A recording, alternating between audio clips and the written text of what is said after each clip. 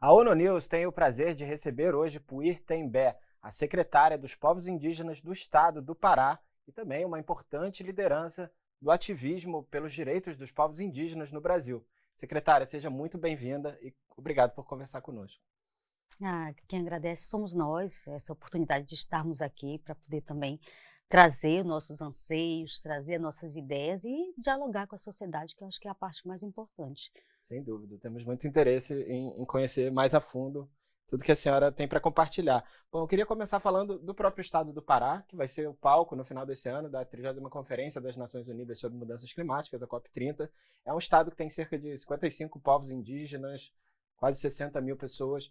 Eu gostaria que a senhora contasse, desde o início da sua gestão, a senhora tem insistido muito na importância da escuta dos povos indígenas do estado, seja através do Conselho Estadual, né, indigenista, seja através de caravanas, que a senhora também iniciou esse ano, para visitar as aldeias, conversar diretamente com essas populações. Que tipo de demandas que são mais fortes das populações do Pará, das populações indígenas do Pará, em relação às mudanças climáticas, secretária?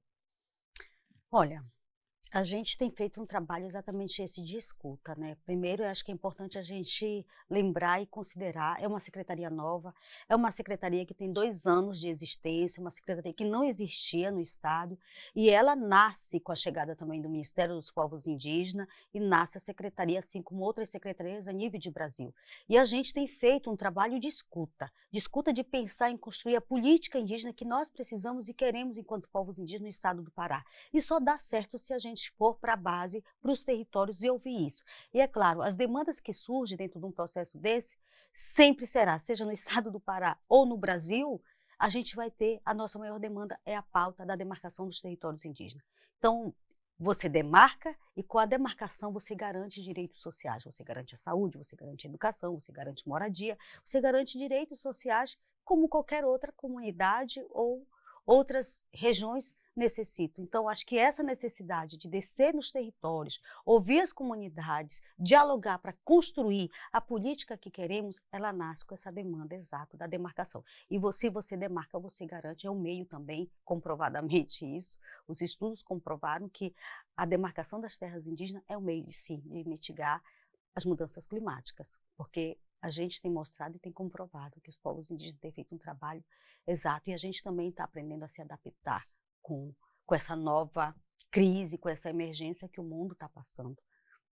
Muito bem, secretária. Eu gostaria, inclusive, que a senhora trouxesse talvez alguns exemplos de como que a mudança climática já está impactando a realidade lá e que exemplos também de adaptação, porque, inclusive, a COP30 pode ser um grande momento para que, né, as iniciativas que são tomadas lá sirvam de exemplo para o resto do mundo. Então, que exemplos a senhora gostaria de destacar Uhum. sobre os impactos, mas também as soluções que já estão acontecendo ali no estado do Pará e nos povos Então, a indígenas? gente tem sofrido, né? Imagina, a gente olha a Amazônia, a gente pensa a Amazônia, essa Amazônia de floresta, essa Amazônia de águas, de rios, e de repente você olhar para essa Amazônia, uma Amazônia seca, uma Amazônia em chamas, é o que a gente viveu ano passado, inclusive, para a gente foi muito desafiador estar dentro no meio de uma COP e o Pará em chamas ao mesmo tempo.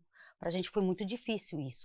A gente sabe que tem a ver com a natureza, mas essa natureza, ela tem a ver também com a reação do homem, né. Então pra gente a gente sofreu com a seca, a gente sofreu com as enchentes, a gente sofreu com as queimadas, e a gente está aprendendo a viver, eu diria, com isso. Não a viver, mas como é que a gente vai sobreviver daqui para frente? Quais são os modos? Como é que a gente vai se adaptar a isso que está vindo? A gente já sabe que todo ano a gente corre o risco de ter uma seca, então qual é a alternativa? Se não vai ser o rio, por onde nós vamos andar? Já que o rio secou. Então a gente está tentando buscar alternativa para sobreviver. E eu acho que a gente olha o Pará, a gente traz o Pará, traz a Amazônia, mas a gente não pode também lembrar que aqui na Califórnia, nos Estados Unidos, houve uma queimada gigantesca. Então é importante a sociedade, o mundo entender que não é só mais a Amazônia que está em risco. É o planeta que está em risco. E a gente precisa achar mecanismos, soluções para combater isso. E os povos indígenas têm feito esse trabalho. A gente tem um trabalho com os guardiões, que é um trabalho que faz essa proteção, essa fiscalização, esse monitoramento no território, que faz o trabalho com as brigadas indígenas que existe hoje, que é de combater esses incêndios florestais. Então, a gente também está buscando meios de lutar com as nossas próprias pernas, aprendendo também no jeito tradicional, mas também técnico, e é por isso que a gente tem feito um trabalho com o Corpo de Bombeiro a nível de estado, com Preve Fogo também, para ajudar com que os indígenas, com a sua sabedoria ancestral, tradicional, também aprendam com um meio de técnico de como combater e sobreviver às chamas, às queimadas. Então, acho que isso é também um jeito que a gente está sobrevivendo e aprendendo a lidar com essas mudanças. É uma solução também. Sem dúvida. Inclusive, o relatório que saiu esse ano aqui do Fórum Permanente dos Povos Indígenas fala muito dessa sabedoria ancestral como algo que pode ser uma grande solução, uma grande fonte de respostas para os desafios que a gente vive. Não sei se tem algum exemplo, por exemplo, ligado ao plantio, né, uso de sementes, uso do solo, que nesse momento que a gente vive, que todo o clima do planeta está em transformação, que soluções a senhora vê assim, A gente de tem, sabedoria ancestral? Tem um trabalho feito com reflorestamento, de que você recupera áreas degradadas, que ou foi degradada pela retirada de madeira, ou foi degradada pelas queimadas, e a gente precisa recuperar essas áreas. Recuperar com plantações que a gente leva, tanto a plantação medicinal, tanto também a alimentação, né? O que você planta para comer, mas ao mesmo tempo, como é que você faz plantações ali para que a gente possa ter árvores nativas que elas vão crescendo e claro, a gente não vai fazer isso você plantar um pé de andiroba, que é uma planta medicinal, ela não vai nascer e dar frutos de imediato, leva um tempo, mas há um trabalho em várias áreas indígenas, em vários territórios, em populações tradicionais, dessa recuperação das terras degradadas. Eu acho que isso é uma alternativa, eu acho que isso precisa ser visto pelo governo, por toda a sociedade, que é positivo recuperar essas áreas de uma forma que seja plantar plantas medicinais, mas também fazer a recuperação dessas áreas degradadas. E, secretária, a senhora acredita que toda essa atenção internacional que tem por conta da COP30 está ajudando, de alguma forma, a combater as ilegalidades que acontecem nos territórios indígenas, como mineração ilegal, desmatamento? Sim, sim, não, é visível. A gente tem dados, né, de que o quanto a exploração minerária ela caiu, quanto a exploração de retirada de madeira caiu. É fato que a gente não conseguiu estancar isso, né? O Brasil, o mundo sabe, o mundo está vendo, mas a gente consegue visualizar isso depois da chegada do governo Lula. É claro, a gente tem feito um trabalho dentro do governo do Estado, através da iniciativa de uma ação que é chamada Curupira. Uma ação do governo chamada Curupira, esqueci, desculpa.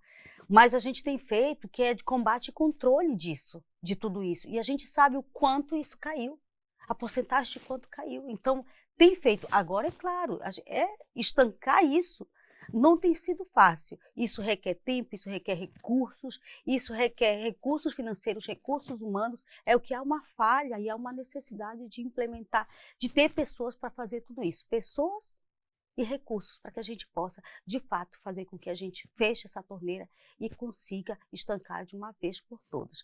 Não é fácil, você estar acompanhando, você mesmo falou agora há pouco sobre a ação do Yanomami, até hoje a gente não conseguiu estancar isso, mesmo com todos os esforços que o governo Lula tem feito, o Ministério dos Povos Indígenas, mas ainda há, eu diria, gente, eu até costumo dizer que eu digo, gente, como é que a gente consegue estancar esse sangue? Parece que essa hemorragia não se acaba. Né? Porque você está falando de famílias, aí eu trago para o estado, saio de Roraima e volto para o Pará. Nós temos a desinclusão dos territórios indígenas, só o governo federal, com apoio do governo do estado, estão fazendo 4 terras indígenas, feita a desinclusão, já vai iniciar a do povo Caiapó, então passou pela terra indígena Alto Rio Gomá, que esperava 30 anos, há mais de 30 anos a desinclusão, teve a Piteréua, teve Trincheira Bacajá, Munduruku e vai entrar agora para o povo Caiapó. Então você está falando de gerações de 2 terras indígenas, por exemplo, tanto Caiapó quanto Munduruku, que a realidade de famílias que viveram e convivem com garimpo. Então como é que você também, qual é a alternativa que a gente vai dar para isso. Após essas ações de desintrusão dentro dos territórios indígenas, precisa achar um plano para isso. Porque o governo ele faz a desintrusão. Mas e o plano de vida para isso? O que a gente vai levar? O que a gente vai incentivar que os povos indígenas não possam ir para o ilícito, levado nem incentivado pelo, enfim, a gente sabe. Então, qual é? Então, acho que o papel da escuta, o papel de fazer essas ações pensada, planejada, o pós, porque a ação ela acontece, a ação ela vai embora. E os povos indígenas ficam.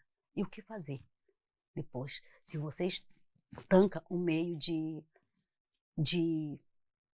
renda, eu diria. Então, acho que a escuta dentro dos territórios, pensar o Conselho Estadual de Política Indigenista, onde você tem 5 câmaras, inclusive territorial e ambiental, é pensar com eles o que fazer.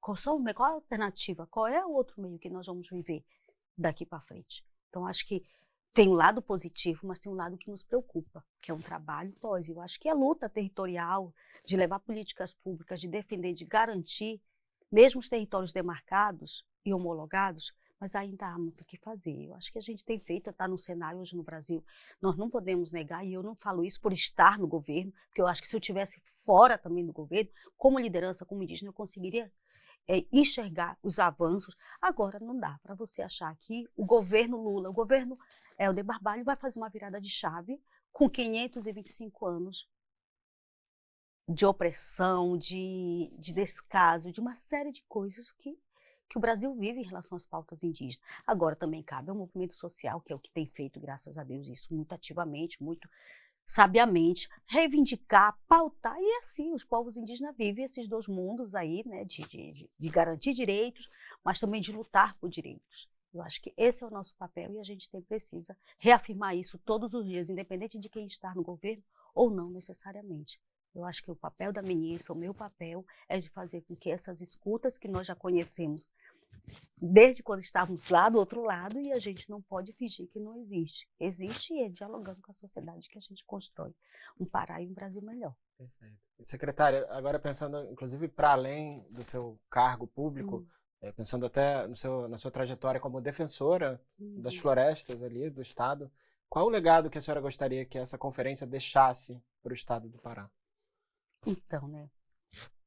Todo mundo fala da COP30. Eu, sinceramente, se não fosse no Pará, se fosse no Acre, se fosse em Roraima, se fosse em qualquer outro estado, eu continuaria dizendo, estou feliz. Eu estou feliz por um evento desse. E ao Brasil, tantas vezes a gente saiu do Brasil para fora, para vir a COP. A gente está feliz por isso.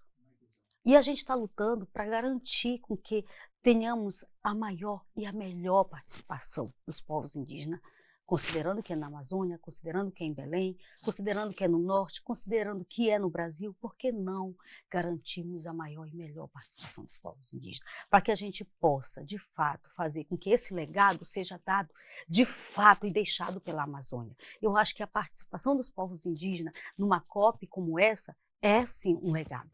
A gente garantir com que os povos indígenas participem é um legado positivo. A gente fazer com que os povos indígenas sentem nas mesas de negociações, consigam atravessar essa barreira que tanto impede de que os povos indígenas possam estar nesse lugar de fala e de direito, também é um legado. E a gente tem lutado para isso. Agora, tem os acordos, acessar esses grandes anúncios de financiamento, para nós é um gargalo.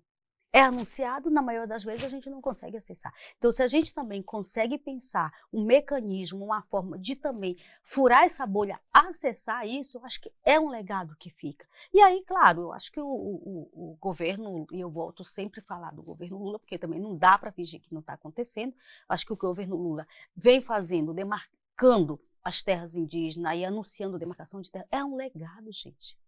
É um legado de uma COP. Não dá para dizer que... Eu volto a dizer, tem muito a se fazer. Mas também a gente tem conseguido enxergar terras indígenas que estavam paralisadas há tantos anos. Ainda há terra para se demarcar. E a gente tem muita esperança que essa COP seja uma COP que garanta a participação dos povos indígenas, que seja uma COP que a gente possa trazer esses impactos que a gente sofre dentro dos territórios e a gente possa explanar isso para o mundo. Essa é a oportunidade que a gente tem, de não só mais ouvir a voz de um, ou de dois, ou de três, mas ouvir a voz dos povos organizados que possam trazer os seus anseios, os seus projetos que desenvolvem, que o mundo muitas das vezes desconhece, projetos inovadores, projetos que só a comunidade ali, no seu mundo, na sua vida, desenvolve e que é super positivo. Eu acho que a COP é um momento, é um processo, é um jeito, uma maneira de se garantir. Eu acho que o legado de demarcar os territórios indígenas para nós é um legado que fica de uma COP 30.